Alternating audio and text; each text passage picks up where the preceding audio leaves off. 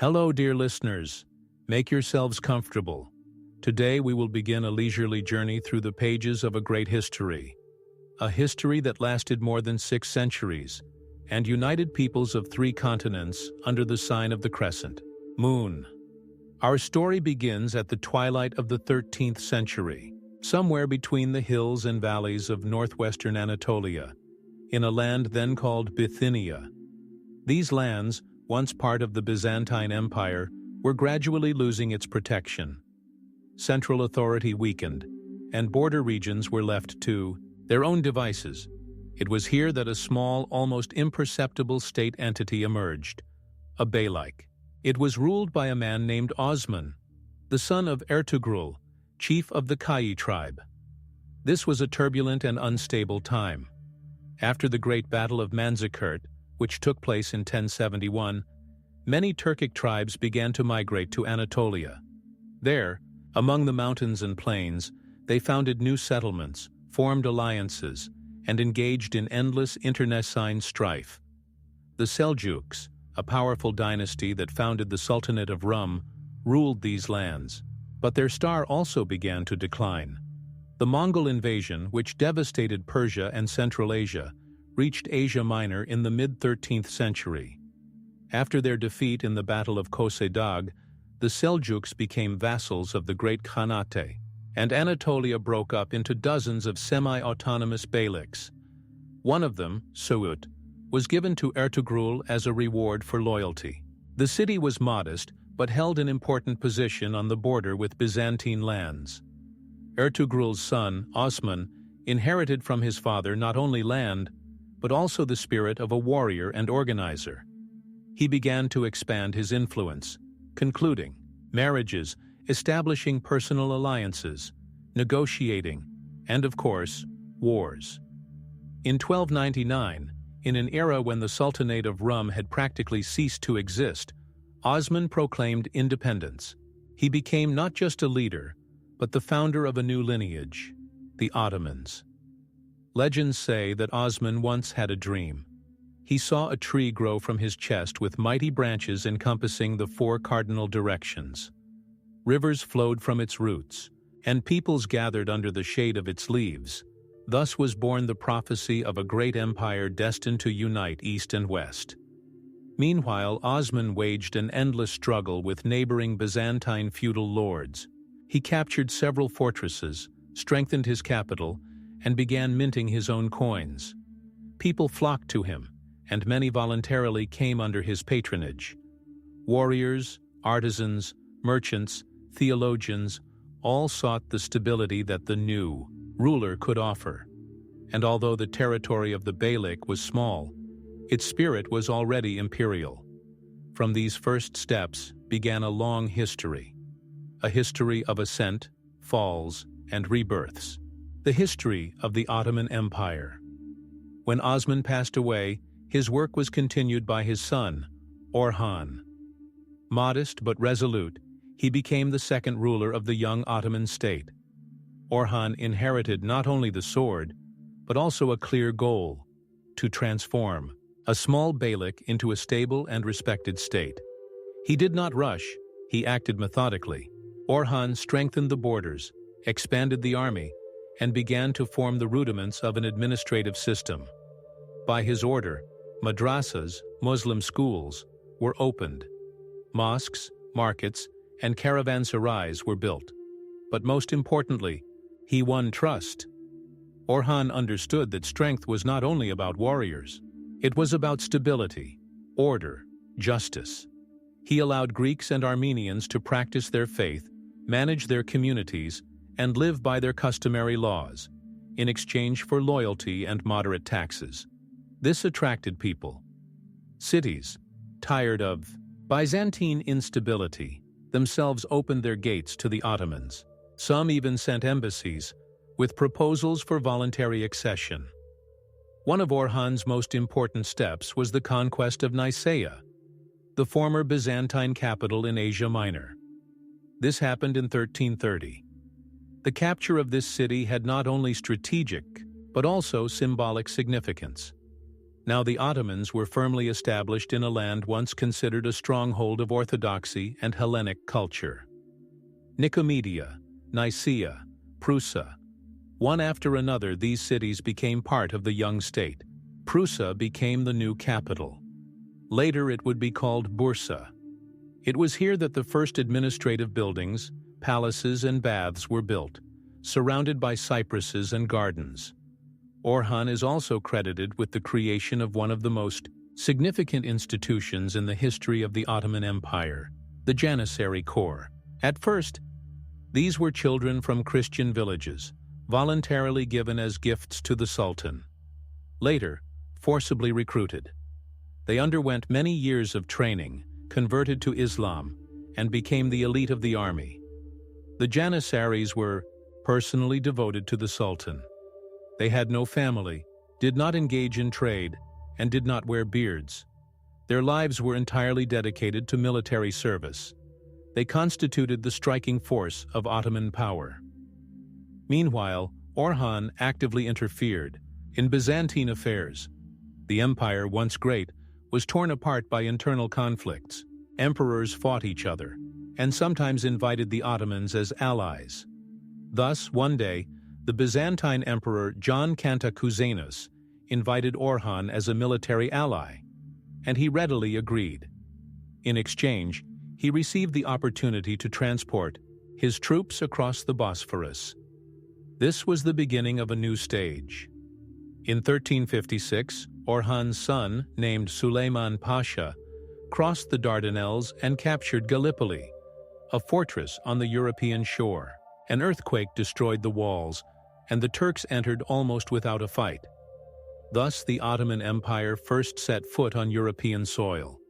And although it was just a dot on the map, its significance is difficult to overestimate. Now the Ottomans' army had access to Thrace, the Balkans, and even the Danubian plains. This was not just an expansion of borders. It was a transition to a new dimension. The empire, barely born, was taking its first step towards Europe, towards history. In those years when the Ottoman state was just rising, it needed not only conquests, but also a strong internal foundation. Orhan, son of Osman, understood. A great empire is built not by the sword, but by law, governance, and the trust of the people. He was not just a commander, but a creator. It was under him that the first state system began to be built, distinguishing the Ottomans from other Turkic beyliks. He relied not only on military force but also on enlightened advisors. His brother, Alaeddin, played a special role. He renounced claims to the throne and dedicated himself to serving the state. Alaeddin became the first Grand Vizier in Ottoman history. He streamlined the military system, introduced official uniforms, and helped organize taxation and land administration. It was under him that the first silver coins, akçe, were minted. They were engraved with the ruler's name and verses from the Quran, a symbol of independence and sovereign power. In the new capital, the city of Bursa, the first palace was built. It was named Porta, Gate. From here, from these symbolic gates, began the tradition of calling the supreme Ottoman authority the Sublime Porte. Orhan carried out administrative reforms. The country was divided into large provinces, pashaliks. Each was governed by a pasha, a representative of the sultan, combining military and civil functions. The provinces, in turn, were divided into smaller units, sanjaks. This system allowed for quick responses to external threats and internal challenges. At the same time, the Janissary Corps was founded. At first, a small detachment, numbering no more than 1,000 people. The idea was to form an elite guard, loyal not to a lineage, tribe, or province, but personally to the Sultan. Warriors were recruited from among young Christian boys, converted to Islam, and underwent special upbringing and military training. This was a step that caused much debate and anxiety, but in the future, the Janissaries would become a symbol of Ottoman strength. In addition to the army and administration, Orhan also cared about culture. He patronized poets, scholars, and builders. In Bursa, mosques with tiled domes were built, bazaars stretched out, and the first madrasas opened. Education became accessible to all Muslims, and many children from villages for the first time had the opportunity to learn writing, arithmetic, and theology. Relative stability reigned within the Beylik. Christians, Jews, Armenians, and Greeks lived alongside Turks and Arabs. Each community lived by its own laws, conducted its own rites, paid taxes, but felt protected. Gradually, a unique order emerged, a symbiosis of East and West, Islam, and the traditional cultures of the region. What would later be called the millet system, the division of society into autonomous confessional groups, originated then. All this happened in the shadow of future conquests. But without these foundations, there would have been neither victories nor glory. Orhan ruled for over 3 decades. He left behind a state that no one could call accidental anymore. It had taken shape, and more importantly, meaning. After Orhan's death, power passed to his son, Murad. History will remember him as Murad Dhafir. He not only continued his father's work, he gave it scale. Murad ascended the throne in the mid-14th century and immediately moved the political center from Bursa to a city located in Europe, Adrianople. Today it is called Edirne. This step was symbolic. The Ottomans finally solidified their position on the western bank of the Dardanelles. Now they didn't just cross the strait. They came and stayed. From this moment began systematic expansion into European lands. Thrace, Macedonia, the Rhodopes. Villages and fortresses surrendered or were captured one after another. But these were not just conquests. This was the beginning of a new world order. Sultan Murad did not destroy cities. He incorporated them into the structure. He established a tax system, restored roads, preserved the local population, and even left the former nobility if they swore allegiance. The Sultan understood. The less violence, the more stability. But, if necessary, he acted harshly. The weakness of Byzantium played into the hands of the Ottomans.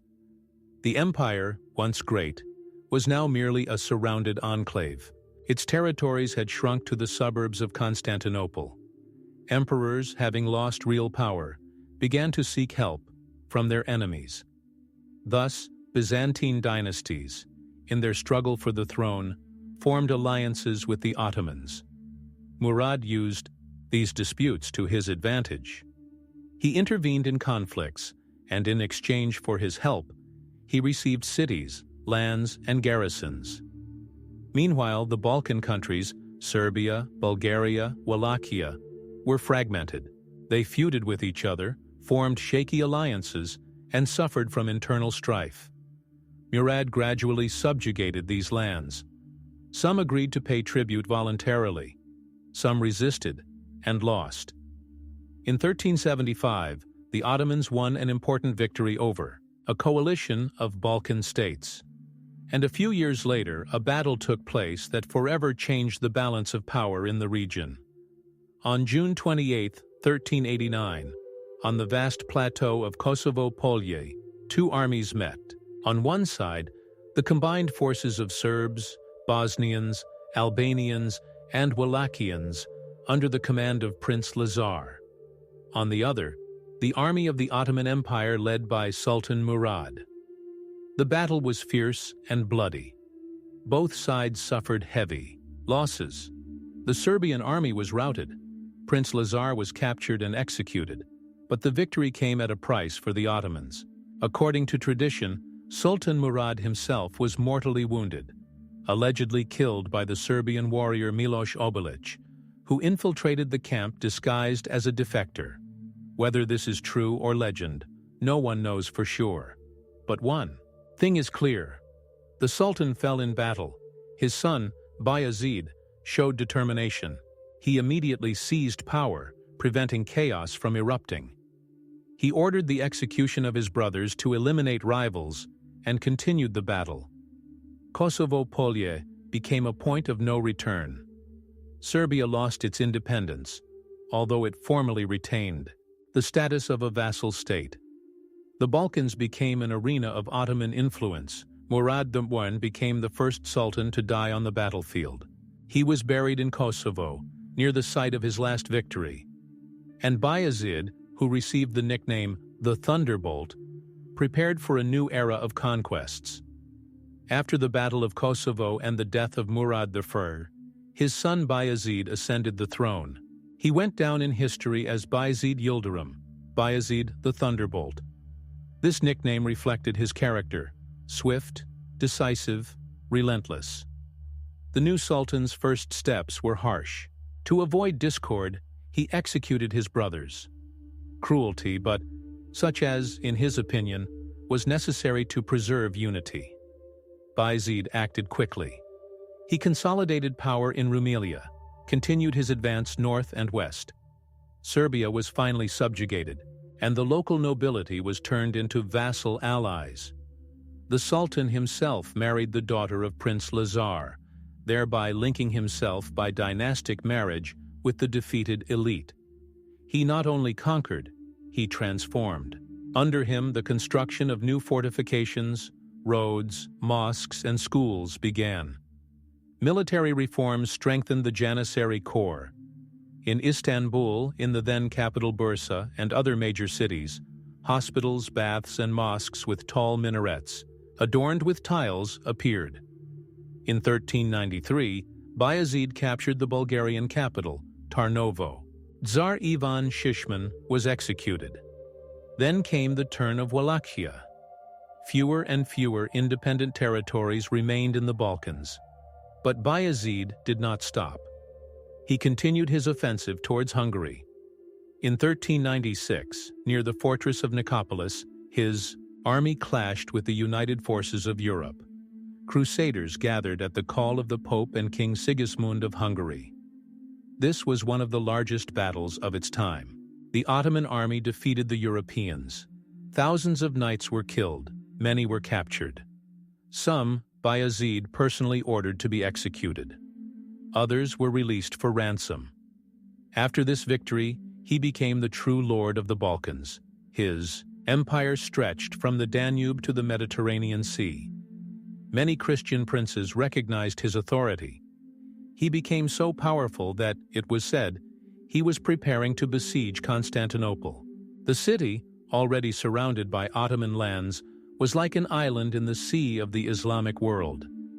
Bayezid surrounded it, began building fortresses, and prepared for a prolonged siege. But a new threat was growing in the east. In the steppes of Central Asia, a ruler arose whose name inspired awe: Timur, or Tamerlane. He gathered an army of nomads and began large-scale conquests. His paths lay through Iran, Iraq, the Caucasus. He considered himself the true lord of the Muslim world, and a clash with Bayezid was inevitable. In 1402, the two armies met near the city of Ankara. Tamerlane brought with him a light, mobile army. Bayezid had many heavy infantry, janissaries, and allies from the Balkans. The battle was long and bloody, but Timur managed to use cunning. He lured some of the Turkic tribes serving in the Ottoman army to his side, and then struck the flanks. Bayezid's army was routed. The Sultan himself was captured. It was said that he was kept in a golden cage, others that he died of humiliation. His death marked the beginning of one of the most difficult periods in the history of the Ottoman Empire. Without Bayezid, the empire disintegrated. His sons entered into a fierce struggle for power. The borders weakened, provinces began to act independently, and vassals refused to pay tribute. The Turks lost influence in the Balkans. It seemed that Ottoman history had ended. But the history of the Ottomans continued, and a new rise was ahead. After the crushing defeat at Ankara and the capture of Sultan Bayezid, the Ottoman Empire was on the verge of disappearance. The country, once subjugating the Balkans and Mesopotamia, suddenly became a victim of internal disintegration.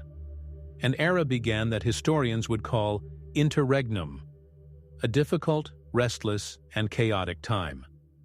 Bayezid left behind several sons. Each of them considered himself the legitimate heir, and each began a struggle for the throne. In Rumelia, the European part of the empire, Suleiman proclaimed himself Sultan. He established control over Adrianople and concluded an alliance with Byzantium, promising security in exchange for political support. In Anatolia, other sons acted: Isa, Musa, and Mehmed. A long and brutal civil war began between them.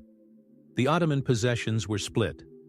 Vassals, taking advantage of the central government's weakness, refused to pay taxes and sided with the strongest. In the Balkans, Christian states began to regain what they had lost, liberate fortresses, and strengthen their positions. Meanwhile, Timur, Bayezid's conqueror, did not stay long in Anatolia. He moved further east, leaving chaos behind. For the Ottomans, this became an opportunity, albeit a difficult one, to gather the fragments and restore what was lost. Gradually, in this struggle, one of Bayezid's sons emerged: Mehmed. He was prudent, patient, and diplomatic. He did not rush, did not seek open battles, but step by step united cities and allies around him. First, he defeated his brother Isa. Then, through cunning and perseverance, forced Musa to surrender. Suleiman, who controlled Europe, fell last. And in 1413, after more than 10 years of turmoil, Mehmed proclaimed himself the sole legitimate ruler of the Ottoman Empire. Thus ended the interregnum. The empire, though weakened, was reunited. Mehmed, I went down in history as the restorer. But the years of turmoil left deep wounds. Borders weakened. Cities were destroyed. The economy was in decline. The army dispersed. Trust undermined. Mehmed did not seek new conquests. He considered his task restoring order. He strengthened the army, carried out reforms in the provinces, and updated the judicial system. He was known as a just man, attentive to complaints, capable of forgiveness. Madrasas reopened in the capital. Masters again began to decorate mosques, fountains, markets, and baths appeared in cities. Troops were disciplined, taxes were established, and tribute collection was organized. Mehmed established peaceful relations with his neighbors. He tried to avoid conflicts, strengthening trade with Christian states. A non-aggression pact was concluded with Byzantium. Serbia again became a vassal. Moldavia sent gifts. The Sultan was a religious, modest, and quiet man. He preferred deeds to words, and under him the state regained stability, though not the same strength it had under his father. When Mehmed died, his death was mourned not only by Muslims but also by Christians living within the empire. He was a ruler who brought peace after the storm. His son, Murad II, ascended the throne, young, energetic, and ready to lead the Ottoman Empire back into battles, and to the threshold of a new era. When Mehmed I passed away, his son, Murad II, ascended the Ottoman throne. This was at the very beginning of the 15th century. The empire had just recovered from internal turmoil. It was like a tree, saved from a hurricane, but still fragile, with broken branches. And Murad was to become the gardener who would restore strength and shape to this tree. Murad was young, but by no means naive. He ascended the throne at the age of only 18, but already understood. The times demanded not only the strength of the sword, but also flexibility of mind. The first challenge was his brothers, whom, as before, he had to eliminate to maintain stability. But the real trials awaited him outside the capital. First, he suppressed rebellions in Anatolia. Then he focused on strengthening positions in Europe. The Ottomans again advanced into Serbia and Bulgaria, recovering previous losses. Serbian princes were forced to recognize the Sultan's authority. Tribute flowed again, and Serbian detachments again entered the Ottoman army, now as allies. But a new threat was approaching from the north. King Vladislaus of Hungary and the Ides, Transylvanian commander John Hunyadi, decided to stop the Ottomans. In 1439, their armies invaded the Balkans.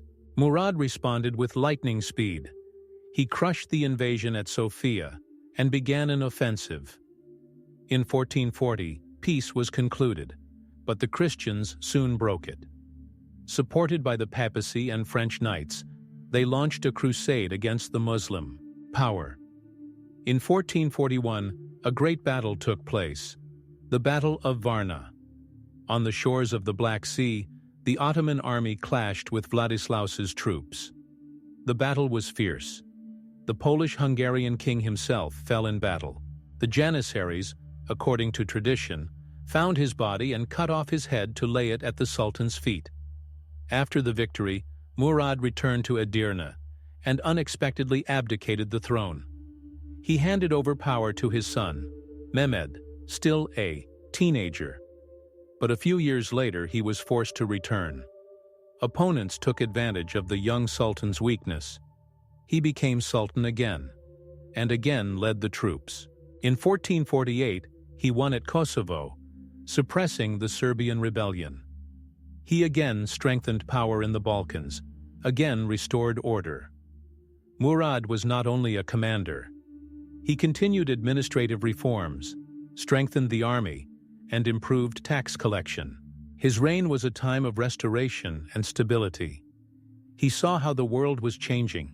He understood that to maintain power, one must not only win with the sword, but also rule skillfully, justly, and purposefully. Meanwhile, his son, the young Mehmed, grew up in his father's shadow, observing how the empire was structured. He absorbed everything: strategy, philosophy, laws, languages. In 1451, Murad II died.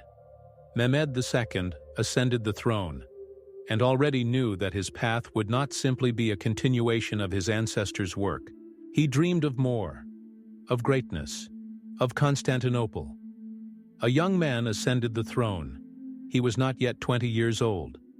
He was the son of Murad II, but in his dreams he already saw himself as the ruler of the world. Sultan Mehmed II, later nicknamed Fatih, meaning the conqueror, was not just an heir. He was a man of his era. He spoke several languages, read ancient Greek treatises, studied architecture, astronomy, law. But above all, he dreamed. He dreamed of what none of his ancestors could do. He dreamed of Constantinople. This city with a 1,000-year history was like a living legend. It stood between two worlds, between two seas, between two eras. Once, the capital of the Eastern Roman Empire. Now, a dilapidated stronghold. Surrounded by Ottoman lands, Mehmed II began preparing for the siege in advance.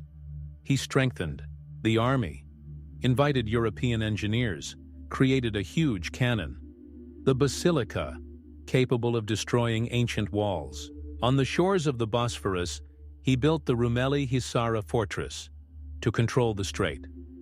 In the spring of 1453, the Ottoman army, numbering over 150,000 men, approached Constantinople. The city was defended by more than 10,000 warriors, Greeks and Latins under the command of the Genoese Giustiniani. The siege lasted 7 weeks. Every night the earth shook from the roar of cannons. Every morning the city walls were again covered with masonry. The inhabitants prayed. Emperor Constantine Palaiologos knew there would be no help. The West had abandoned Byzantium. And yet, they stood. The Ottomans tried to attack from land and sea, but the defenders held out. Then Mehmed resorted to cunning. His men dragged ships overland, rolling them on logs to bypass the chains stretched across the Golden Horn. This was a turning point. On May 29th, under the cover of pre-dawn darkness, the final assault began.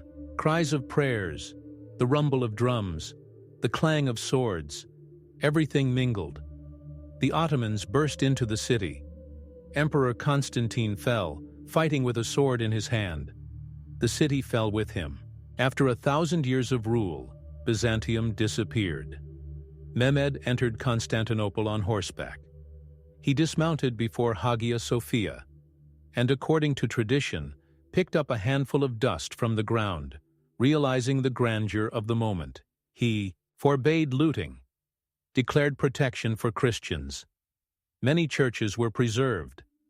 Hagia Sophia became a mosque, but was not destroyed. He made Constantinople the new capital. Now, Istanbul. A new era began. The city was repopulated by Muslims, Christians, Jews. It came alive again, like the heart of the world. Mosques and palaces, bazaars and baths, gardens and schools were built here. The Topkapi Palace was established, overlooking the Bosphorus and the Golden Horn. Mehmed the Conqueror did not stop. He conquered Serbia, the Morea Peninsula, the Empire of Trebizond. He waged wars with Venice and Hungary. The Ottoman fleet operated off the coast of Italy. Even distant princes recognized his authority. He proclaimed himself Kaiser-i-Rum, Roman Emperor, and not without reason. He became the successor to Byzantium, but already under the sign of Islam. The Sultan was not just a conqueror. He was an organizer. He created new legal codes, reorganized the army, and developed trade.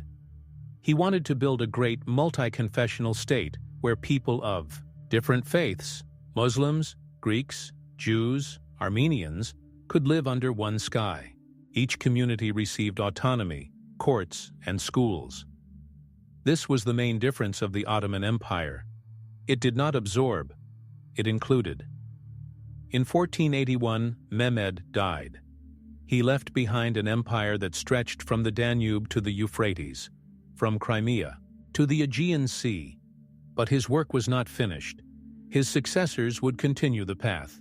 And ahead, the Ottoman Empire awaited a new peak, in the time of Suleiman the Magnificent. After the death of Mehmed the Conqueror, the throne passed to his son, Bayezid II.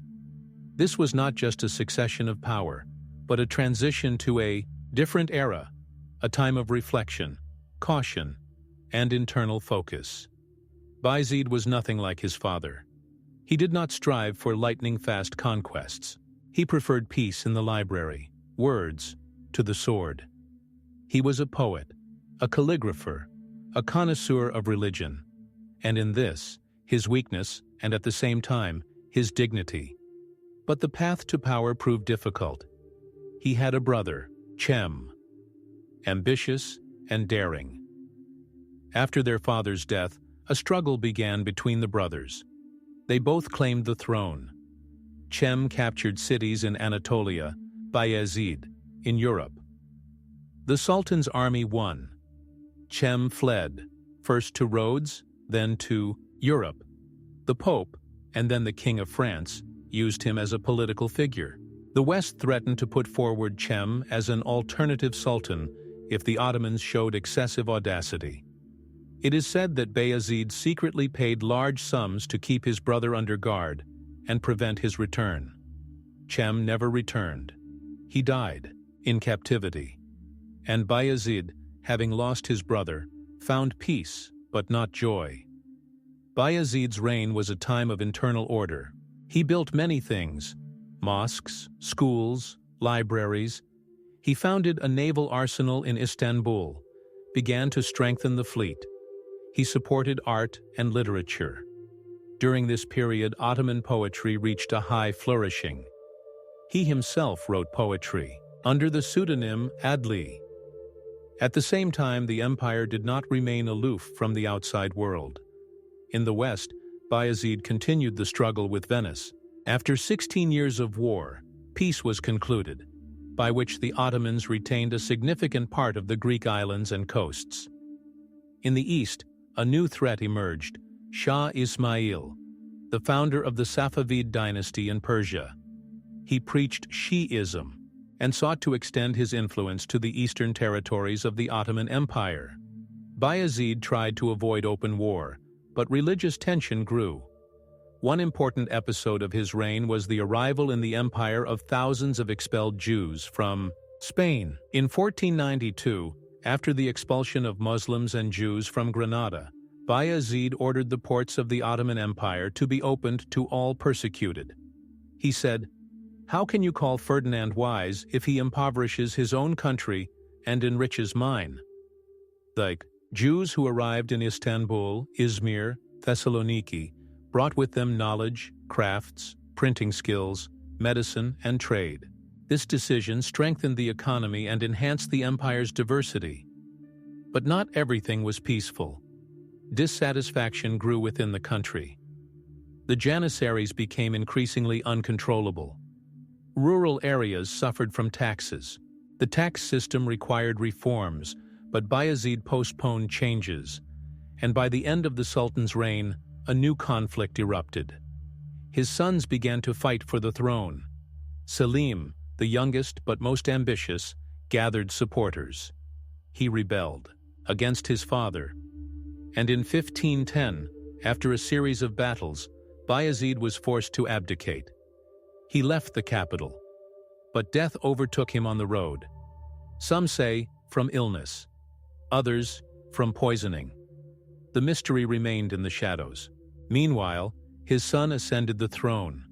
Selim Fatred cruel, determined, unstoppable. With him, Ottoman history would enter a new phase, a time of blood and glory. Selim I ascended the throne in 1510, and from day one he made it clear there would be no peace. He was neither a poet nor a dreamer. He was a warrior, harsh, decisive, frightening even to his own entourage. He began his rule with a terrifying gesture. He ordered the execution of his brothers and nephews, to leave no spark of discord. He trusted no one. He even sent his father into exile, where he soon died. The people whispered, "Selim, he who comes with the east wind. He brings victory and blood." But there was a logic to these harsh actions. Selim knew times were changing. In the east, a new force was rising. Shah Ismail, the ruler of Persia, founder of the Shiite Safavid state. He claimed spiritual leadership in the Islamic world, and thus challenged the Ottomans, the rulers of the Sunnis. A great religious and political confrontation began between the two powers. In 1514, a battle took place that determined the outcome of this confrontation. The Battle of Chaldiran, Selim, brought a powerful army with well-trained Janissaries and modern artillery. Shah Ismail relied on fanatically inspired cavalry, but this did not save him. The Ottomans won a complete victory. Tabriz, the ancient capital of Azerbaijan, fell to the Sultan. Selim did not linger long in hostile territory. He took trophies, destroyed fortifications, and left, but sowed fear. Now in the east, they knew. The Ottomans were a force to be reckoned with. However, the Sultan's most significant campaign began a little later, to the south. The Mamluk Sultanate in Egypt controlled the holy sites of Islam, Mecca and Medina. This made it a spiritual authority for Muslims. Selim could not reconcile himself to this. He wanted not just power. He wanted to be caliph, the successor of the Prophet. In 1516, he launched a campaign against Syria. The Mamluk armies were defeated near Damascus. The city surrendered. Then Aleppo, Homs, Hama, and finally in 1517, the Ottomans approached Cairo. The battle was difficult. Mamluk horsemen fought fiercely, but could not withstand the artillery fire and the discipline of the Janissaries. The city was captured. The last Mamluk Sultan, Tuman Bey, was executed. The Ottoman Empire absorbed Egypt. With the Nile, deserts, oases, Red Sea ports, but most importantly, the holy cities submitted to it. Mecca and Medina recognized Istanbul's authority.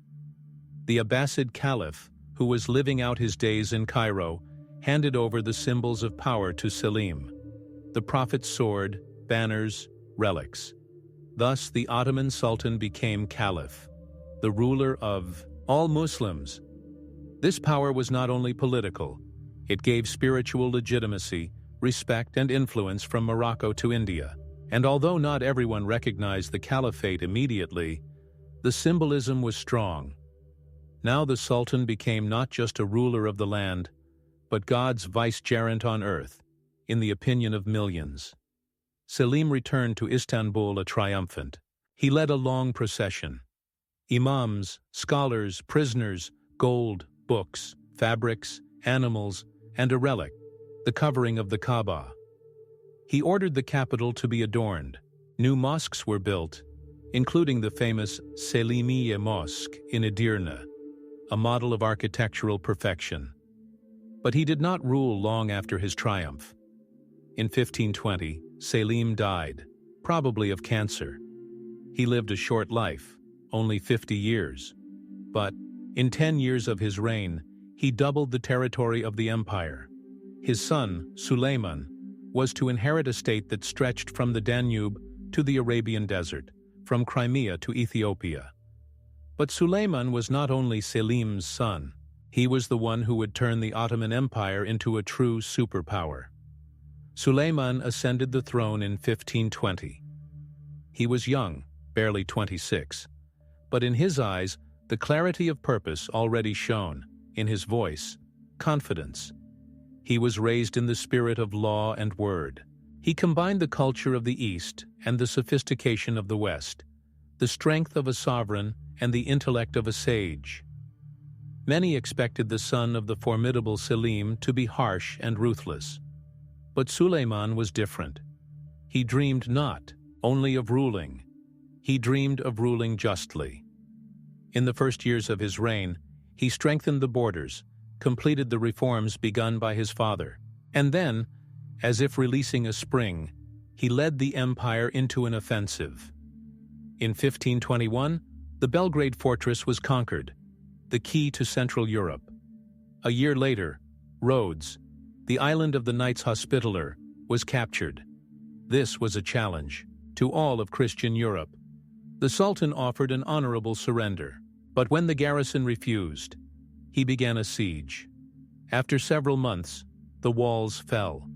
The survivors were released. Suleiman was not only a commander, he was a legislator. He codified criminal and civil law. His laws, Kanun, became the basis for law and order throughout the empire. For this, he received the nickname Kanuni, the lawgiver. But in the West, he went down in history under a different name, Suleiman the Magnificent, and not by chance. His state was powerful, rich, and majestic. In 1526, he began a campaign in Hungary. In the Battle of Mohacs, the Ottoman army utterly defeated the Hungarian army. King Louis died, and most of the country came under Ottoman rule. This was a thunderclap that split Europe. Suleiman approached Vienna itself. The siege in 1529 was difficult. The city held out, but Europe shuddered. The Ottoman army stood at its doorstep. At the same time, the Sultan entered into an alliance with France, a Christian power. France, and a Muslim one, the Ottoman Empire, became allies against a common enemy, the Habsburgs. This was a diplomatic coup, and the first step towards a new European balance of power. Suleiman also waged wars in the East. With Persia, he fought for Iraq and the Caucasus. Baghdad, the ancient capital of the Abbasids, was captured. He ordered the restoration of mosques and the water supply systems. In his understanding, a ruler not only conquers, he revives. The Ottoman fleet reached new heights under him. Admiral Hayreddin Barbarossa subjugated Tunis, Algiers, and part of the Mediterranean Sea. Ottoman ships anchored off Naples, Malta, and the southern coasts of France. The sea became Islamic. At this time, Istanbul was the true capital of the World. The city of 1,000 minarets. A center of trade, crafts, science, music. Dozens of languages were spoken here. Gold from Sudan, spices from India, furs from Siberia, silk from China were sold here. Suleiman himself wrote poetry, supported philosophers, mathematicians, and architects. Architect Sinan, a genius of Ottoman architecture, lived and worked under him. He built mosques, bridges, palaces, reservoirs, and aqueducts. His main masterpiece was the Süleymaniye Mosque in Istanbul, grandiose, majestic, yet harmonious, like the era itself. But even in this era of grandeur, there were shadows. The harem began to acquire political power. The Sultan's favorite, Hürrem, known in the West as Roxolana, became the first woman to receive the title of legal wife. She had enormous influence at court. It was under her that intrigues began, resulting in the elimination of Suleiman's son, Mustafa. The Sultan suspected him of conspiracy and ordered his execution. This was a tragedy. Poets composed songs, the people mourned. But the decision was made and executed. Suleiman lived a long life. He died in 1566 during a campaign in Hungary. He died in the saddle, with a sword at his side, with thoughts that the world is a great chessboard where every move can be the last. Suleiman left behind an empire that spanned 3 continents. He reached limits beyond which it was impossible to step without the risk of disintegration. And this limit became the peak, and began to be the edge. After him, an era of slow decline would begin. But for now, the Ottoman Empire was at the top of the world. Suleiman passed away as a great ruler, and his son, Selim II, ascended the throne. He went down in history under the nickname the Drunkard, and not only for his fondness for wine, but also for the spirit of the time that followed the zenith. The Sultan was no longer a hero. He became a shadowy figure behind the heavy curtains of the palaces. Selim II was far from affairs of state. He was not interested in campaigns. He did not lead the army. He did not visit the battlefield. He preferred music, poetry, vineyards, the chambers of the harem. But the fate of the empire did not stop. Another man came to the fore, the Grand Vizier Sokolu Mehmed Pasha. A Serb by origin, converted to Islam in his youth, he rose to the very top of power. Intelligent, pragmatic, energetic, he became the true ruler under the sluggish Sultan. Sokolu governed the country like a wise helmsman, guiding a ship through a storm. He strengthened the fleet, restored the economy, and concluded treaties with European powers. But trials were not long in coming. In 1569, the Ottoman Empire demanded that Venice cede Cyprus to it. The island, located in the very center of the eastern Mediterranean, was an important trading and strategic point. Venice refused. War began. For 2 years, the Ottomans prepared the operation. In 1571, the army invaded the island. Famagusta, the last Venetian citadel, held out heroically. But it was taken. Commander Marcantonio Bragadin was executed, despite the promised mercy. His death shocked Europe. The response was inevitable. The Catholic powers formed the Holy League, a coalition of Spain, Venice, the Papal States, and others. Don Juan of Austria, brother of the Spanish king, took command of the fleet. In October 1571, one of the greatest naval battles in history took place. The Battle of Lepanto. It was a day of thunder and flame. In the strait between the Peloponnese and Ionia, 2 huge fleets clashed.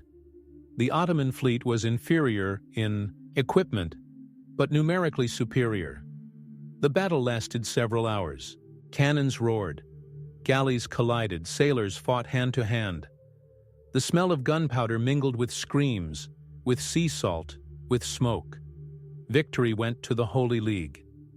The Ottoman fleet was almost completely destroyed. 30,000 men died.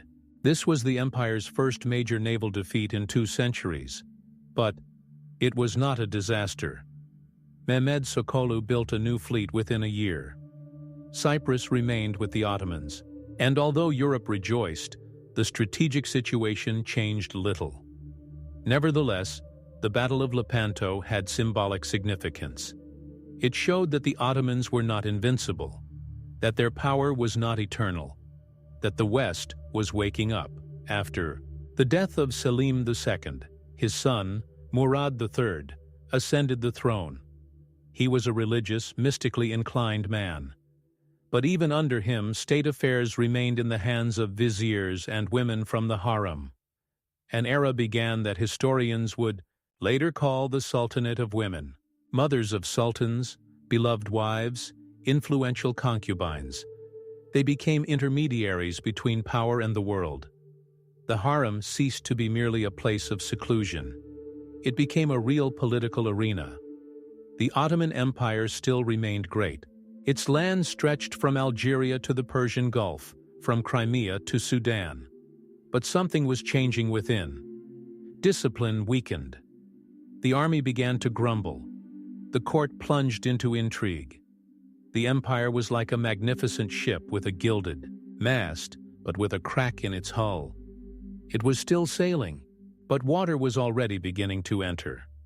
At the very end of the 16th century, the Ottoman Empire, once shining in the rays of glory, began to sink into the shaky swamp of internal instability. The outer shell remained majestic. Mosques shone, markets buzzed. The army still inspired fear. But inside, shifts began. Small, barely noticeable, until it was too late. Sultan Murad III, son of Selim the Drunkard, inherited a state at its peak. But he had neither the character of Selim nor the grandeur of Suleiman. He was pious and reclusive. He preferred to spend his days in his chambers, surrounded by Sufi courtiers rather than in military councils. State affairs were managed by viziers, ulama, and the harem. Women from the palace chambers became real figures of politics. His mother, Nurbanu Sultan, and then his wife, Safiye, managed the flow of gifts, appointments, and intrigues. Their influence was so great that they corresponded with the Venetian Doge, and ambassadors addressed them directly. The empire slowly slid towards a new type of power, hidden, veiled, based on personal loyalty and backroom agreements. But outside the palace, wars raged. In the east, with Persia, where a protracted conflict over the Caucasus and Iraq exhausted resources. In the west, with Austria, over the Danubian lands. These wars brought neither decisive victories nor complete defeat. They were expensive, protracted, unpopular, and they weakened the state. In 1595, Murad died. His son, Mehmed III, ascended the throne. He began his reign by executing 19 brothers. Yes, 19. He feared rebellions, and therefore he destroyed all possible rivals, even infants. This was a terrible ritual, turned into a state norm. To preserve the throne, destroy all who could claim it. Mehmed was a weak ruler, and again women came to the fore.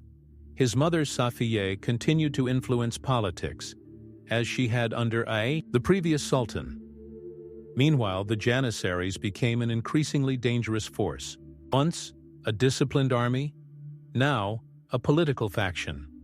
They made demands, overthrew viziers, staged revolts. The army, called to protect the throne, began to threaten it. The empire was cracking at the seams. The rural population suffered from taxes and the arbitrary rule of collectors. Lands were ruined. Numerous rebellions, known collectively as the Jalali Revolts, engulfed Anatolia. Ruined peasants, deserters, and the poor formed armed gangs, captured cities, and plundered caravans. The Ottoman administration lost control over internal territories. In 1606, the Treaty of Jitvatorok was signed with Austria. It became a symbol of a changing era. For the first time, the Ottoman Empire concluded a treaty not from a position of strength, but on equal terms. The Habsburgs no longer paid tribute. The prestige of the Sultan's power was undermined. Against this background, something else was happening in the capital. Pomp, ostentatious luxury, palace intrigues, everything continued. But behind the marble halls and fountains hid weariness. The system began to creak. Each new sultan was weaker than the last, each vizier more dependent on the court, each campaign more expensive than finances allowed. And yet, the empire did not fall. It held on by the inertia of past greatness, by the memory of Suleiman, by the habit of power, by the fear of its subjects. But, like a ship with a dilapidated sail, it could no longer rush. It merely drifted with the current. The 17th century was gradually entering its mature years. The Ottoman Empire, once brilliant in battles and palace ceremonies, now more often looked back, as if trying to understand. Where did the confidence disappear that once led it from victory to victory? Sultans ascended the throne one after another.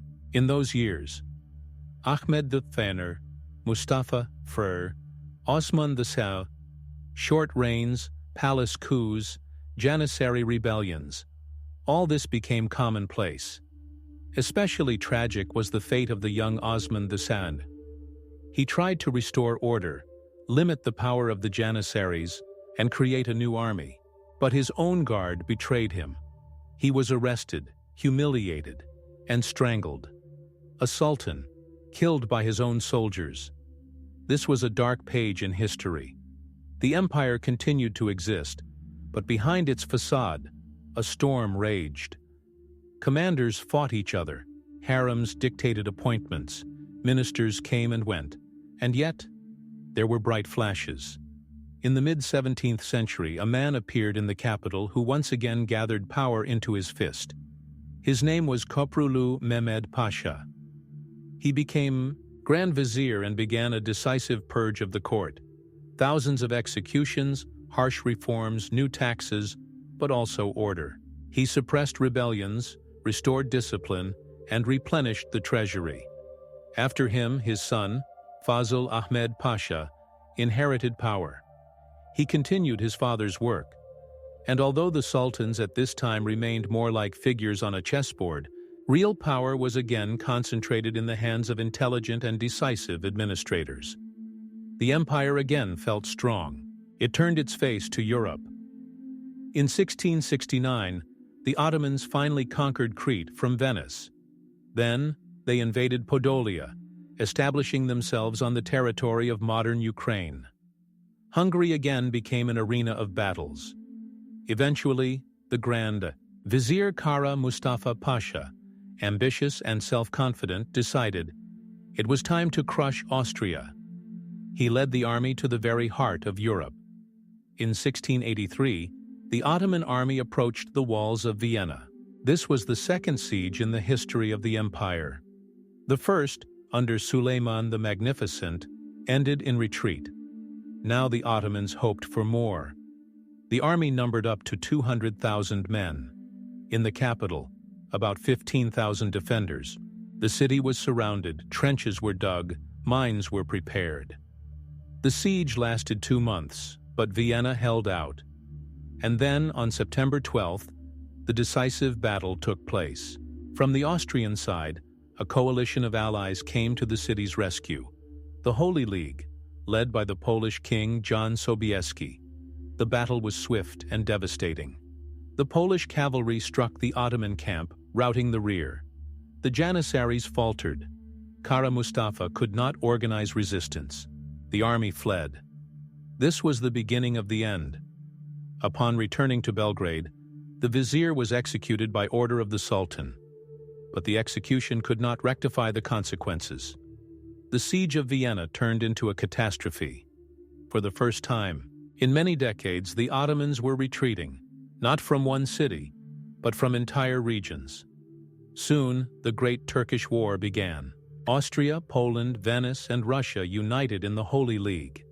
Battles engulfed the Balkans, Hungary, Transcaucasia, and Crimea. Provinces blazed.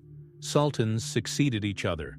Mehmed IV, Suleiman II, Ahmed II, Mustafa II, but no one could change the course of history. The empire lost land after land. Finally, in 1699, the Treaty of Karlowitz was signed. It became a symbol of a turning point. For the first time, the Ottoman Empire ceded vast territories. Hungary, Transylvania, Podolia went to European powers, Morea to Venice.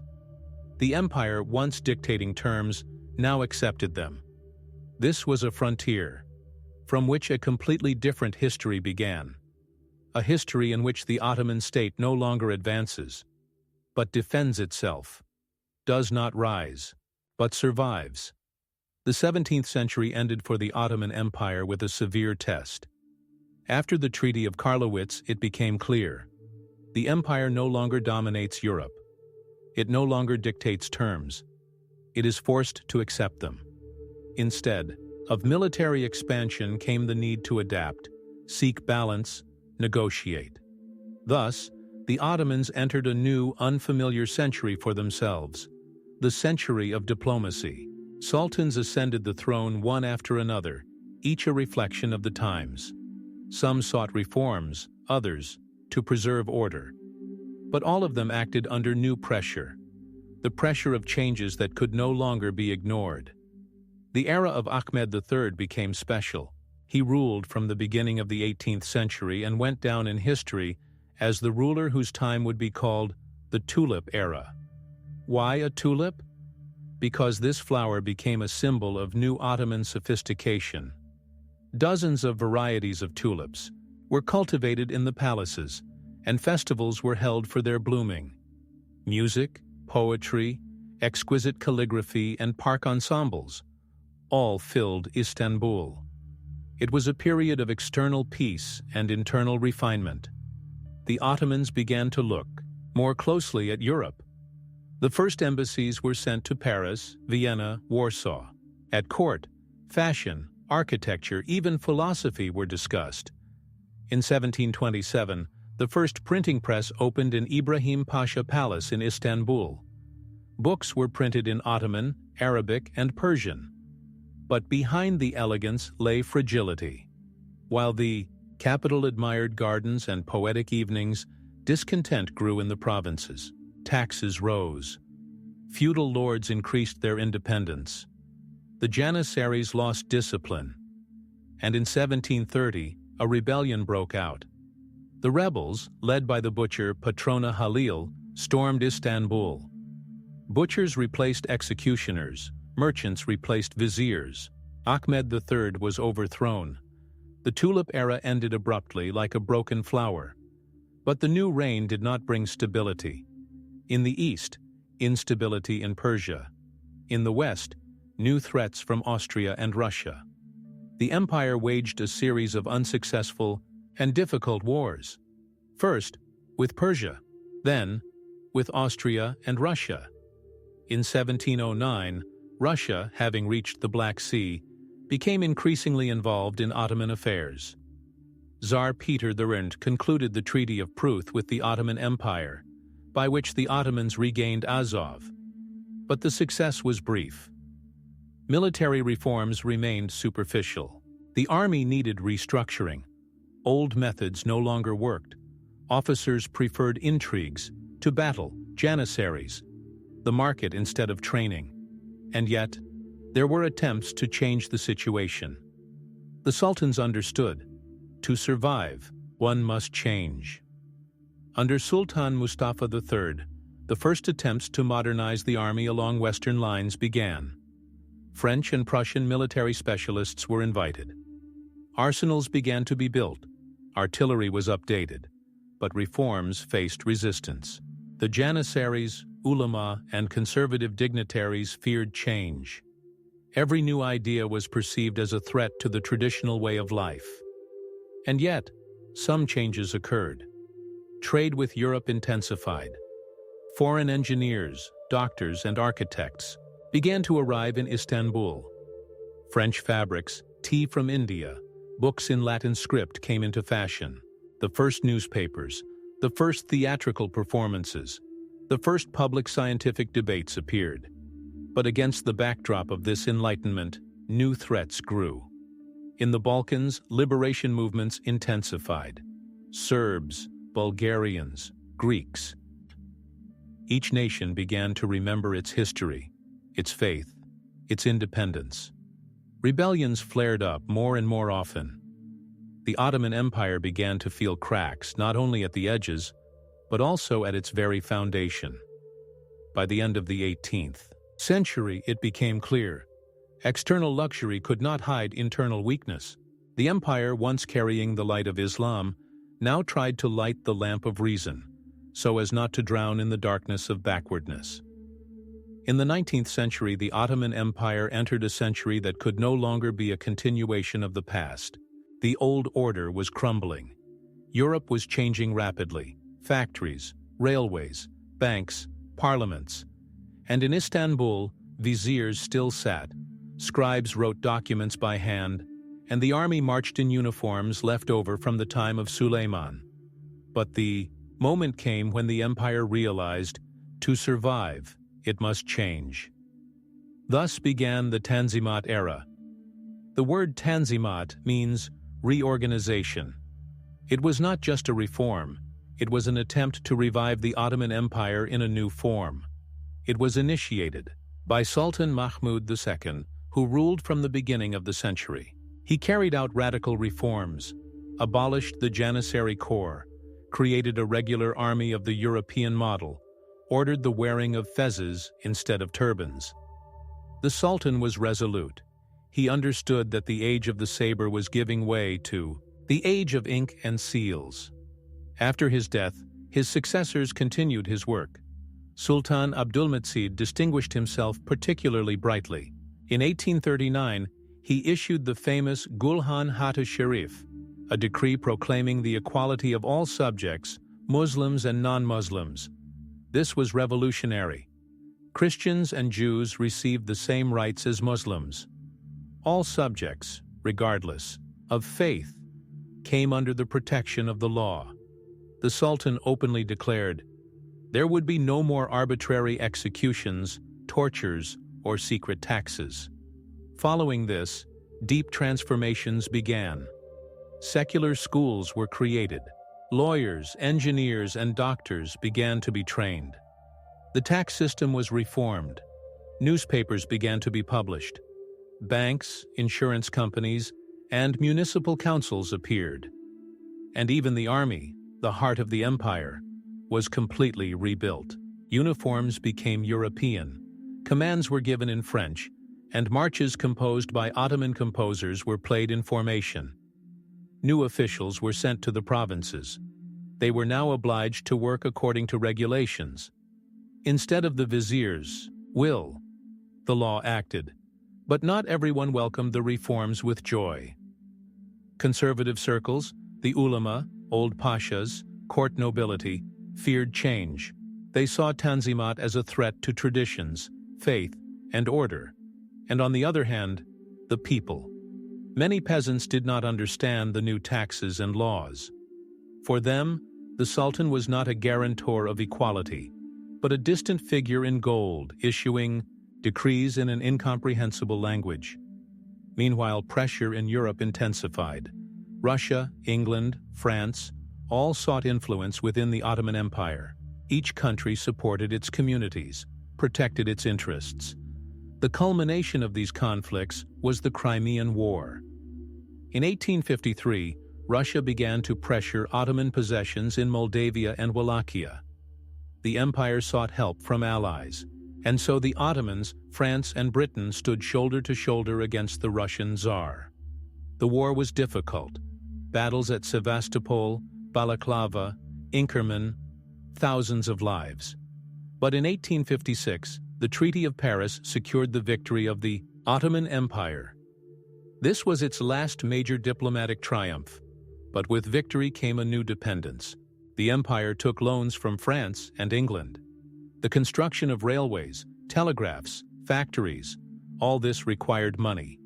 Debts grew, and with them, the influence of Western powers. Unrest continued within the country.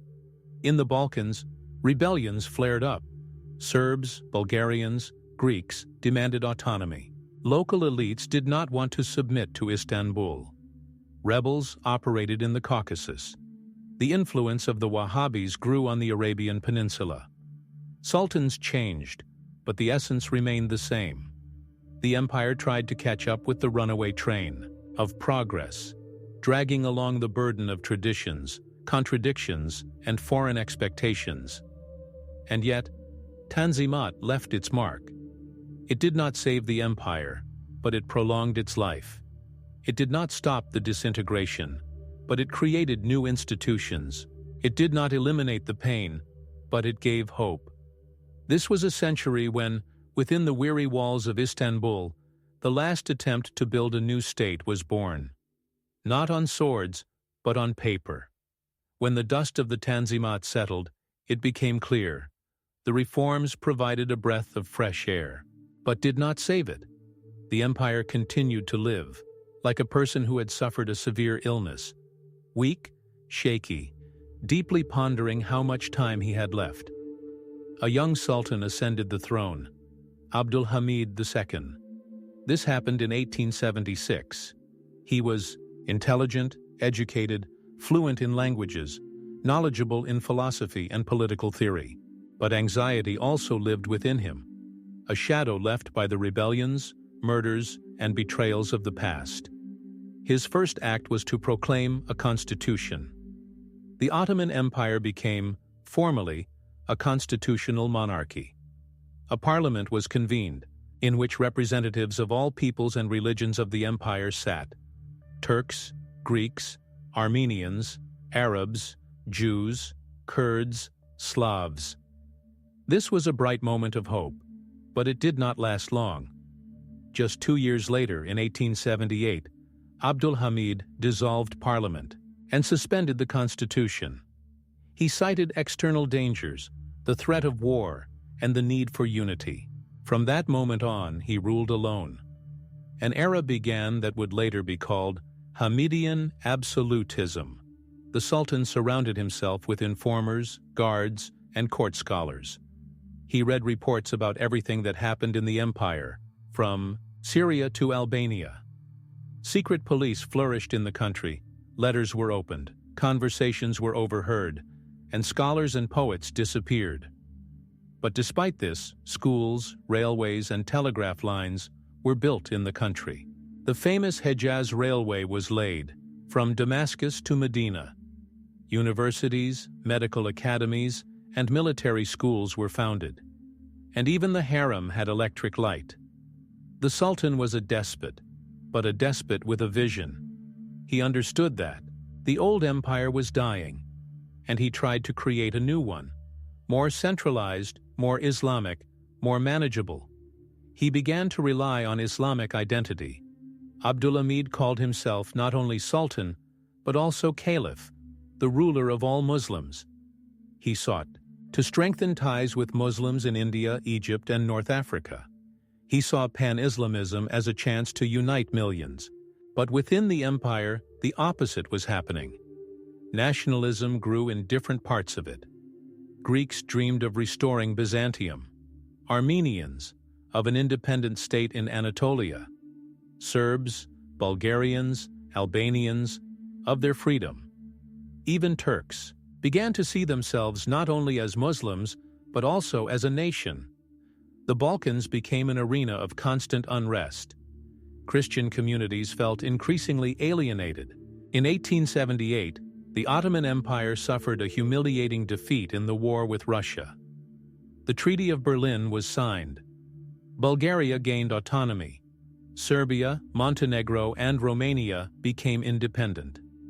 Bosnia was occupied by Austria-Hungary.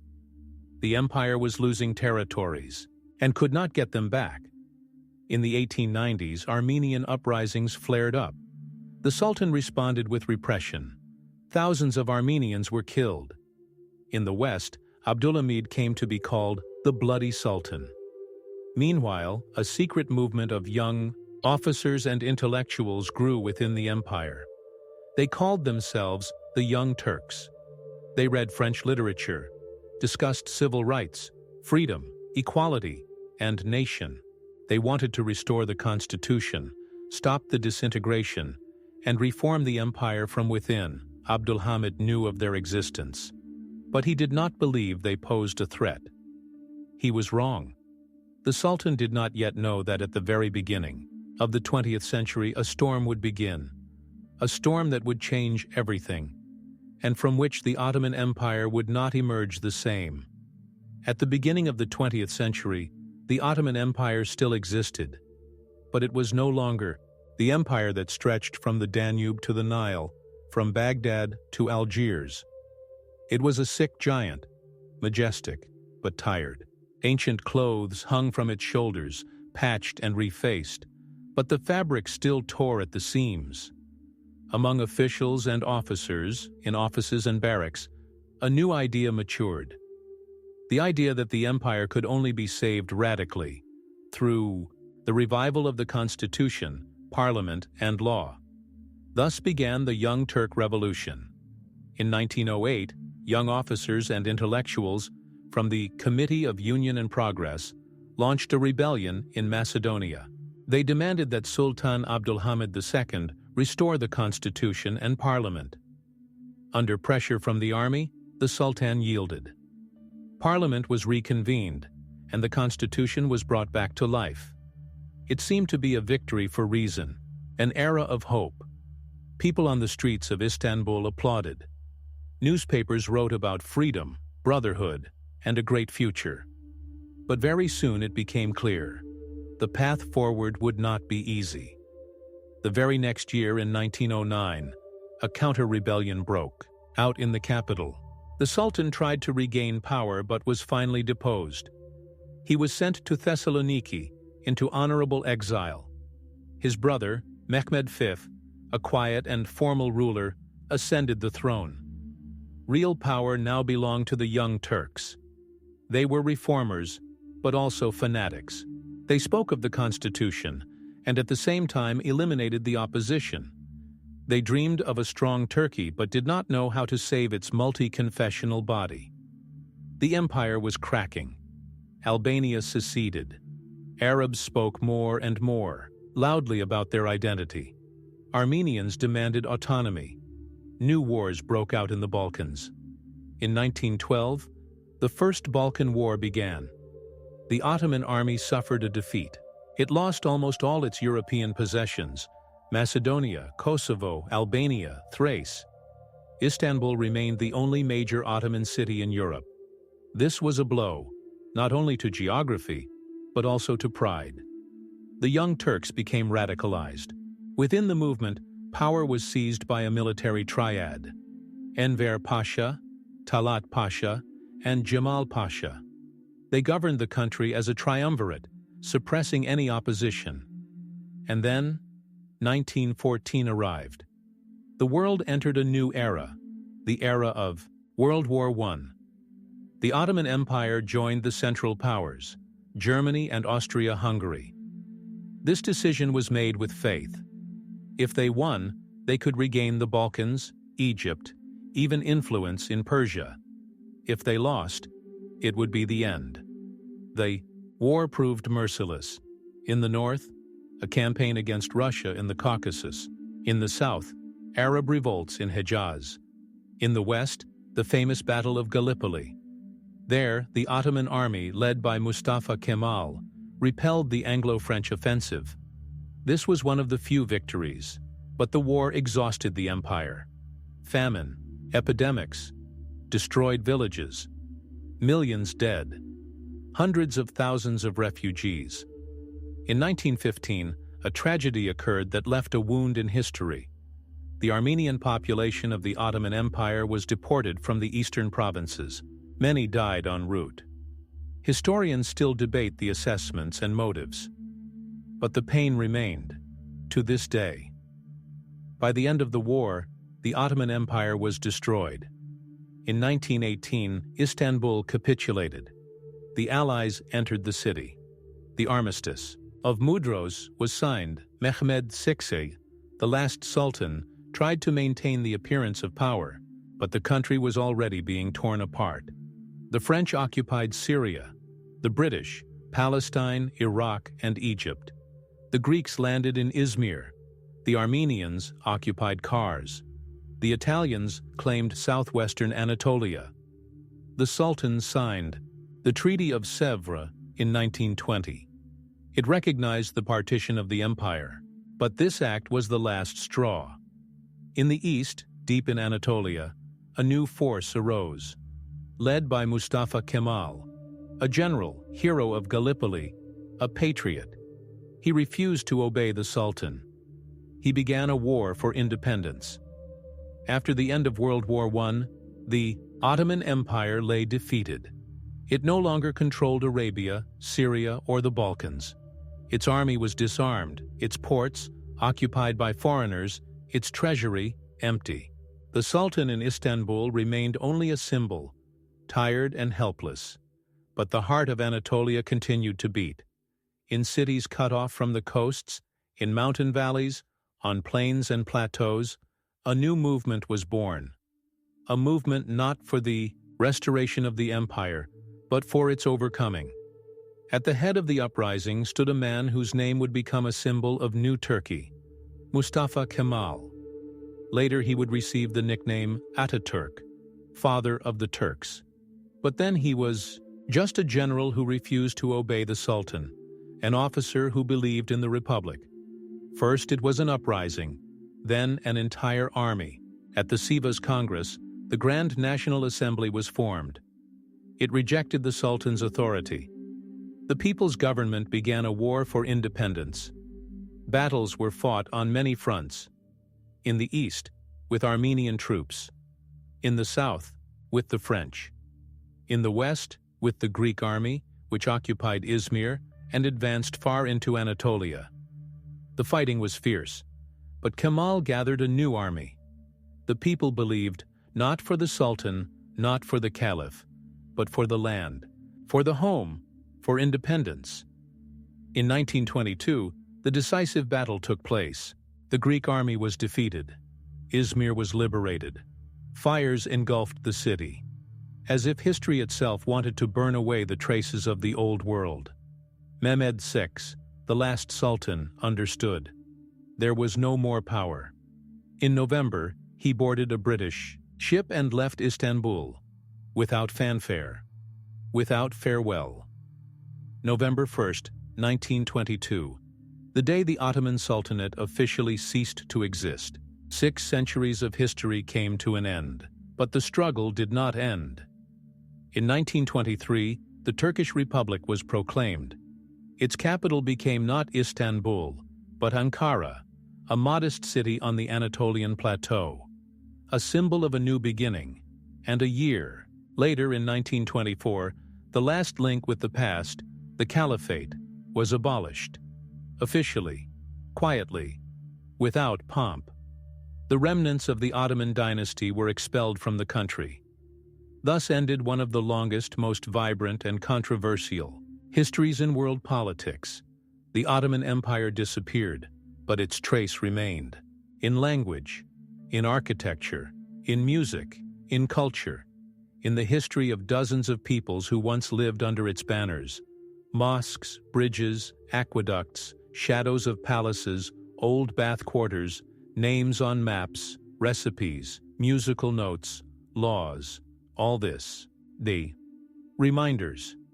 The empire is gone, but its memory, no. The Ottoman Empire disappeared from the maps of the world, but it remained in memory.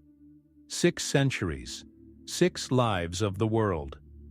From a tent on the Byzantine border to a throne in Istanbul, from a mosque in Anatolia to a fortress on the Danube, thousands of summer evenings, thousands of winter campaigns, millions of destinies intertwined in the space between East and West.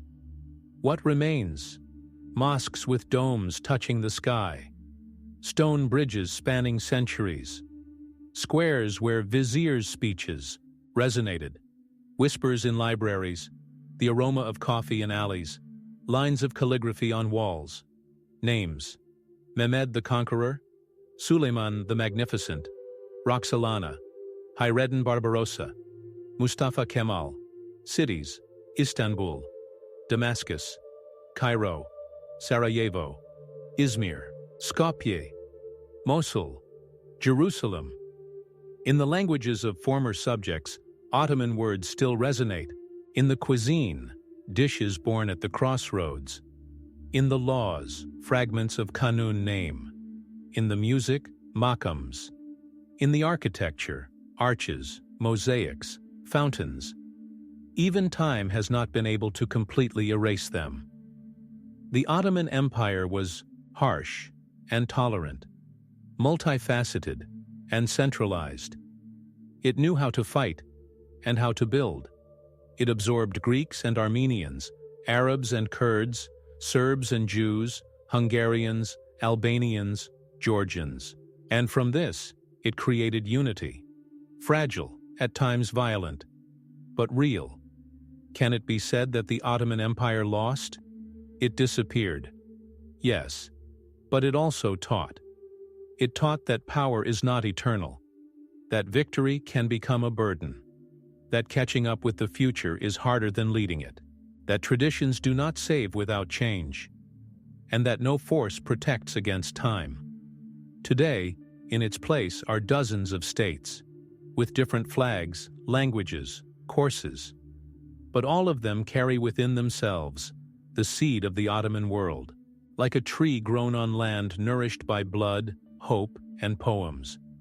And perhaps its most important legacy, a reminder of complexity, that history is not black and white, that behind every sultan there is a human being, behind every law, a compromise, behind every monument, a price, and at the end of the journey, only silence remains.